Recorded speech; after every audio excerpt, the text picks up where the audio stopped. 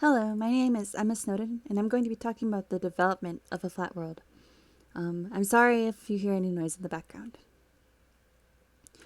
So, today we're going to be talking about Friedman's theory. And Friedman is an economist, and he talks about how the global economic playing field is being leveled.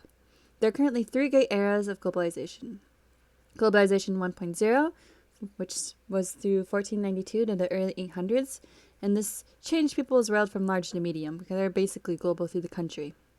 Then there's Globalization 2.0, which was the early 800s to the 2000s. This changed from medium to small with corporations. And Globalization 3.0 to the 2000s to now, small to tiny, so individuals, we're able to use our phones to talk to people. There are currently 10 forces of technologies, and these are also called the 10 flatteners. These flatteners help the world achieve our current globalization. There are currently 10 of them that Friedman talks about in his book and speeches. The first being the fall of the Berlin Wall, which opened up the world to free markets. The second was Netscape, which opened the dot-com boom and triggered billions of dollars in fiber optic technologies, or telecommunications, The third was workflow software, which allowed employees to communicate whenever, wherever. It was kind of like a middleware. Open sourcing, which allowed collaboration between people online. Think about Google Docs that we use in school. And outsourcing, which allowed work to be shifted anywhere in the world, including third world countries. Continuing, we have offshoring, which allowed trade between China. Supply chains, suppliers or large retail stores. Think about Target or Walmart.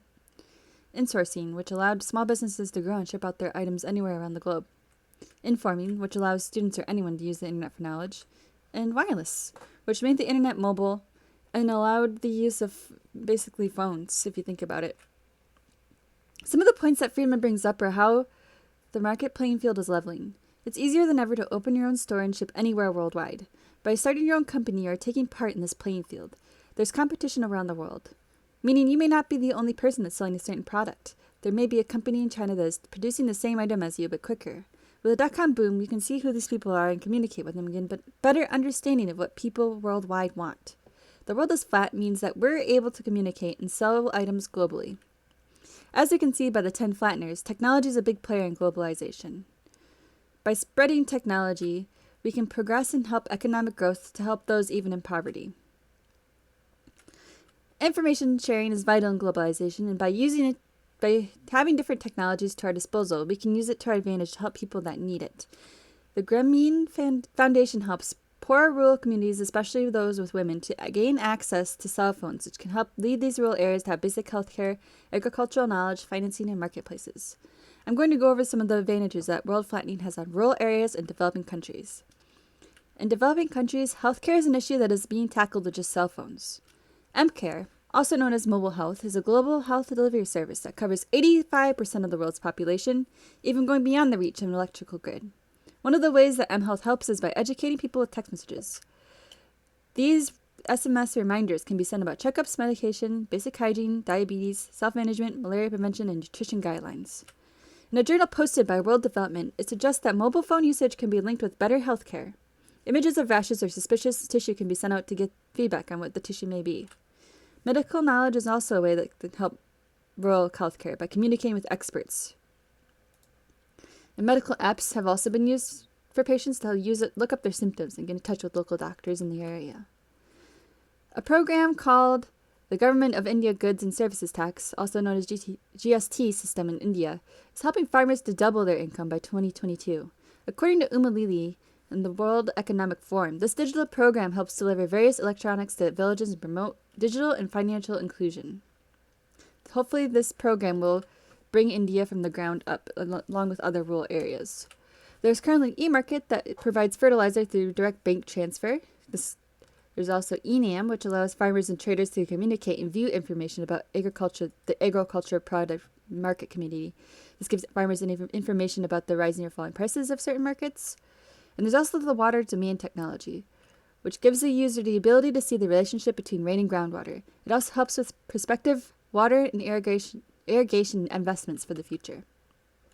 According to the Gates Foundation, about 1.7 billion people worldwide are excluded from formal financial services such as savings, payments, insurance, and credit. In developing countries, only 63% of adults have an account. Poor households usually depend on physical assets, like cash, livestock, or jewelry. By spreading the use of low-cost digital services to the poor, people living in poverty will be able to use digital services quickly, which will help equality for women and accelerate progress for the area. These low-cost digital services can also help households start a business, build credit, or take out a loan. Digital technology can help those who need it to get back up on their feet and make it possible for them to make the right decision in financial literacy, business practices, and information on prices. New digital technologies have also created opportunities for rural areas. If you think about marketing, people in rural areas may be able to free trade with other companies in the U.S. A company called Free Trade Wins works with 150 artisan organizations in 57 countries. By reaching out to rural women, the clothes they create for Fair Trade Wins pay them a fair wage so they can support their family.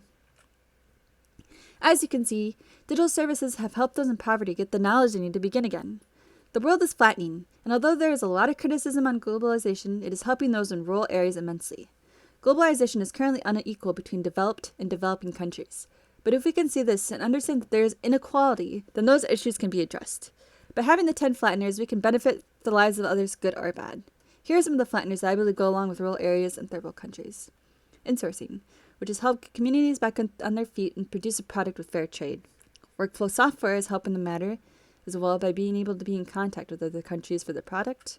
Wireless, which has helped for financial reasons and allowing people to use their phones for transactions.